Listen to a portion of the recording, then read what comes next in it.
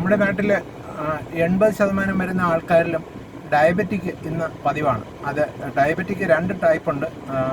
Type 1 ഡയബറ്റിക്കും type 2 ഡയബറ്റിക്കും. Type 1 ഡയബറ്റിക്കിൽ ഈ പാങ്ക്രിയാസിൻ്റെ ഐലൻഡ്സ് ഓഫ് ലോങ്ങർഹാൻസ് എന്ന് പറയുന്ന എൻഡോക്രൈൻ പാർട്ടിലെ ഈ ഹോർമോണായ ഇൻസുലിൻ്റെ സെക്രീഷൻ ജന്മനാ തന്നെ ഇല്ലാത്തൊരവസ്ഥ. അത് ജനിതകമായ ഒരു പ്രശ്നമാകാം, അല്ലെങ്കിൽ എന്തെങ്കിലും ഒരു ജനിതക രോഗത്തിൻ്റെ ഒരു എക്സാസർബേഷനായിട്ടാവാം.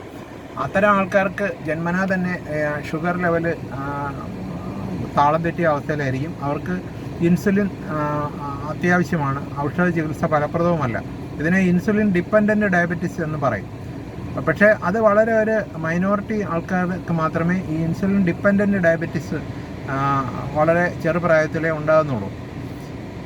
ബഹുഭൂരിപക്ഷം വരുന്ന ആൾക്കാർക്കും ഉള്ളത് ടൈപ്പ് 2 ഡയബറ്റിസ് ആണ്. ഈ ടൈപ്പ് 2 ഡയബറ്റിസ് പ്രധാനമായിട്ടും ചില ജീവിതശൈലിയുടെ തിരുത്തലുകൾ വഴി നേരിടാൻ കഴിയുന്നതാണ്. അത് കരുതലോടെ ജീവിച്ചാൽ അത് നീട്ടിവെക്കാനെങ്കിലും കഴിയുന്നതാണ്. പക്ഷേ നമ്മളാരും അത് കരുതാറില്ല, ശ്രദ്ധിക്കാറില്ല എന്നുള്ളത് പ്രധാന കാര്യം. ചില ഡ്രഗുകളുടെ പാർശ്വഫലങ്ങളായിട്ടും ഡയബറ്റിക് വരുന്നുണ്ട്. അത് നമ്മൾ പരിഗണിക്കാതെ പോകുന്ന മറ്റൊരു വിഷയം. ഇനി ഡയബറ്റിക് ചികിത്സ പലരും നിഷേധിക്കാറുണ്ട്. ഞാനൊരു ഡയബറ്റിക് രോഗിയാണെന്ന് ആദ്യകാലത്ത് അംഗീകരിക്കാൻ പലർക്കും ബുദ്ധിമുട്ടുമുണ്ട്, വിമുഖതയും കാണിക്കും. അവർ ചികിത്സകനെ അടിച്ചമർത്താനായിട്ട് ശ്രമിക്കും. പരീക്ഷയുടെ തലേ ദിവസം ഉറക്കം കഴിഞ്ഞിരുന്ന് പഠിക്കുന്നത് പോലെ ഇവർ ലാബിൽ പോയി റിസൾട്ട് നോക്കുന്നതിൻ്റെ തലയ്ക്കും തലേ ദിവസം മുഴു പട്ടിണിയിലായിട്ട് ഒരു ഫാബ്രിക്കേറ്റഡ് റിപ്പോർട്ടുമായിട്ട് വന്ന് ഡോക്ടറെ പറ്റിക്കുകയും ചെയ്യും. HbA1c എന്ന് പറയുന്ന ഒരു ഗ്ലൈക്കോസിലേറ്റഡ് ഹീമോഗ്ലോബിൻ്റെ ഒരു ആഡിറ്റിംഗ് ടെസ്റ്റ് വഴി ഇക്കാര്യം ത്തിൻ്റെ കള്ളി വെളിച്ചത്ത് വരും എന്നുള്ളത് മറ്റൊരു പരമാർത്ഥം. ഇത് കഴിഞ്ഞ ഒരു 90 ദിവസത്തെ ഒരു ശരാശരി ബ്ലഡ് ഷുഗർ ലെവലിൻ്റെ ആഡിറ്റിങ് കൂടെയാണ്. പക്ഷേ ഈ കാര്യങ്ങൾ ഇങ്ങനെയൊക്കെ ആകുമ്പോഴും ചികിത്സ അവലംബിക്കാൻ വിമുഖത കാണിക്കുന്നവരും പറയുന്ന ഒരു സംഗതിയുണ്ട്. അതെന്താണെന്ന് വെച്ചാൽ, ഞാൻ ഡയബറ്റിക്കിന് മരുന്ന് കഴിക്കുകയാണെങ്കിൽ 2 വർഷത്തിനകം ഞാൻ ഹൃദ്രോഗിയായി മാറും എന്നാണ് ഒട്ടുമിക്ക ആൾക്കാരും പറയുന്നത്. ഇത് ഒരു പരിധിവരെ സത്യമാണ്. ഈ സത്യത്തിൻ്റെ പിന്നിലുള്ള യാഥാർത്ഥ്യം എന്താണെന്ന് പലരും മനസ്സിലാക്കാതെയും കൂടിയാണ് ഇത് പറയുന്നത്.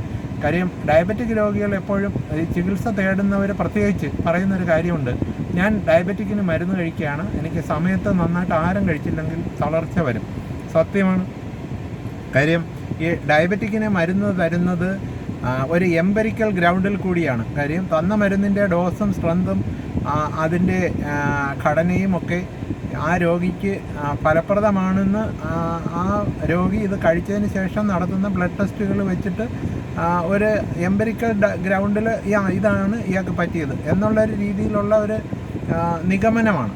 അല്ലാതെ ഓരോ തവണയും ഈ മരുന്ന് കഴിച്ചിട്ട് അതിന് പ്രത്യേകിച്ച് ടെസ്റ്റുകളൊന്നും അനലൈസ് ചെയ്തിട്ടൊന്നും അല്ല ഇത് ചെയ്യുന്നത്.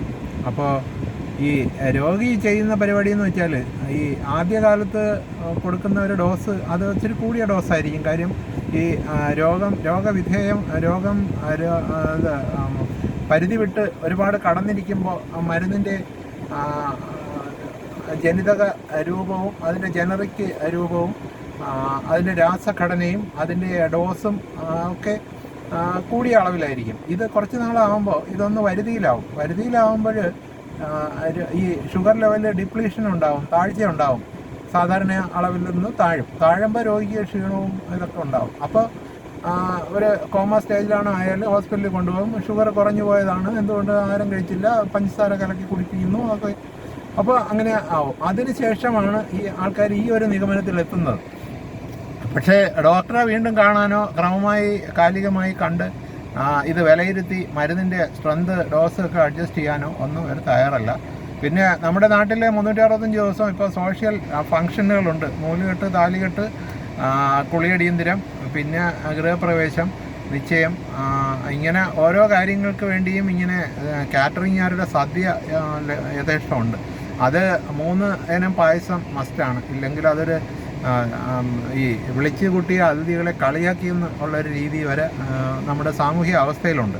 അപ്പോൾ ഇതൊക്കെ ആവോളം മോന്തി ഒക്കെ നടക്കുന്ന നമുക്ക് കണ്ണാടി നോക്കുമ്പോൾ മരുന്ന് കഴിക്കുന്നതിന് മുമ്പിനേക്കാളും ഞാൻ കൂടുതൽ സൗന്ദര്യവാനാണ്. കാര്യം ഈ അധികമുള്ള ഷുഗർ അധികമായി കഴിച്ച ഫുഡെല്ലാം കൂടി കൊഴുപ്പാക്കി അങ്ങുഞ്ഞോ കൊണ്ട് സ്റ്റോർ ചെയ്ത് ഒരു ചീർത്ത വച്ചോതുറു പോലെ ആവും. അപ്പോൾ നമുക്ക് നോക്കുമ്പോൾ ഒരു ആനച്ചന്തം നമുക്ക് ബോധ്യം വരും. അപ്പോൾ സ്വാഭാവികമായിട്ടും കാർഡിയോളജി ഡിസീസുകൾ ഇതിൻ്റെ പിന്നാലെ വരും.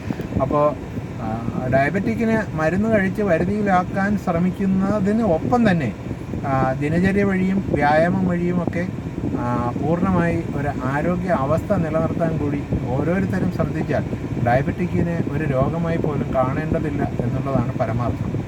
പക്ഷേ നിർഭാഗ്യവശാൽ നമ്മൾ മരുന്നിനെ അന്ധമായി വിശ്വസിക്കുകയും മരുന്ന് നിർദ്ദേശിക്കുന്ന ചികിത്സകനെ ഒരു തട്ടിപ്പുകാരനുമായിട്ട് കാണുകയും ഒക്കെ ചെയ്യുന്ന ഒരു അവസ്ഥാവിശേഷമുള്ള ഒരു സമൂഹത്തിൽ ഇത്തരം കാര്യങ്ങൾ ഇങ്ങനെയൊക്കെ പോകും.